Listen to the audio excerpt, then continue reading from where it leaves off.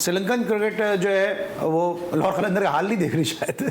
यार मुझे ऐसा लगता है कि आकिब भाई जो है ना श्रीलंका के बॉलर्स को बताएंगे कि भाई इसको 4 ओवर कैसे अगर जीत रहे हैं तो आउट नहीं करो। मगर श्रीलंका को शायद अंदाजा है इस बात का। देखिए यार वो खास तौर पे T20 में बड़ी कंपेटिटिव क्रिकेट खेलते आ रहे हैं। पर क्रिस सिल्वरवुड जब से उनके पास आया है उसने मोमेंटम दिया है उस टीम को अंदर। ठीक है फतवाद बड़ी नहीं है, एशिया कप जरूर उनके पास है, याद होगा पाकिस्तान को दोनों स्टेट मैचेस उनको हरा दिए थे। मैं आज तक याद करता हूँ कि राजा पक्षा में ऐसी कौन सी ताकत है। तो मैं यही कह रहा हूँ और वो जो उनका रिबिल्डिंग फेज था अब वो जाकर अब राजा पक्षा कहीं उनके पास नजर नहीं आ रहा होगा आपको। वो पिछले काफी टाइम से खेलता हुआ नजर नहीं आ रहा। मगर ये कि हमेशा से श्रीलंका की शॉर्टर फॉर्मेट में आपको पता है एक उनकी प्रेजेंस रही है और वो बड़ी कंपेटिटिव क्रिकेट खेलते हैं। आकिब जावेद के जाने के बाद हाँ ये जो होगा आकिब भाई तो लाहौर की लंका ढाके जा रहे हैं वहां श्रीलंका। तो अब देखना ये होगा कि श्रीलंका की लंका तो नहीं ढा देंगे। बॉलिंग में आपको पता है वहां पे खास तौर पर वो अपने स्पिनर्स को ज्यादा रहते हैं। एक दो बॉलर्स उनके, एक नया बॉलर उनका है मेरे ख्याल में शायद उसका नाम मुझे अभी जहन में नहीं है,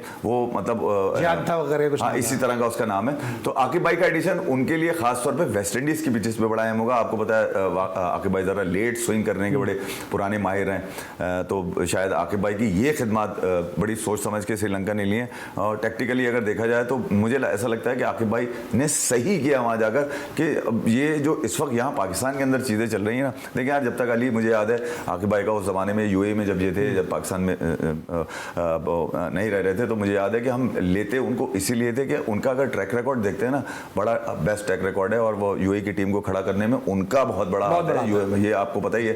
तो उसकी ये वाली खिदमत वो ठीक है कि 6 साल तक कलंदर हारती रही तो वो तो नहीं हरवाता रहा ना, वो तो अपनी एक्सपर्टीज दे सकता है। तो इस मामले में आकिब भाई को मैंने हमेशा बड़ा ट्रू पाया गया। जब वो किसी बच्चों के साथ लगते हैं, एकेडमी में लगते हैं, तो अपनी पूरी एनर्जी के साथ उनको किसी ना किसी अंदाज से कोशिश ये करते हैं कि यार इस काबिल बना दूं। शाहीन को किया, हारिस को किया, वो ठीक है वो जब तुम सीखने की तमन्ना ही नहीं रखोगे ठीक है तो क्या सीखोगे भाई। तुम्हें कोई ग्रेट्स ऑफ द गेम सिर्फ समझा ही सकता है ना, बता सकता है, टिप्स दे सकता है। जब तक जोश था जोश लगाते रहे, जब होश में आए तो ना बॉल रही ना कंधा रहा ठीक है। तो इसमें आकिब जावेद की गलती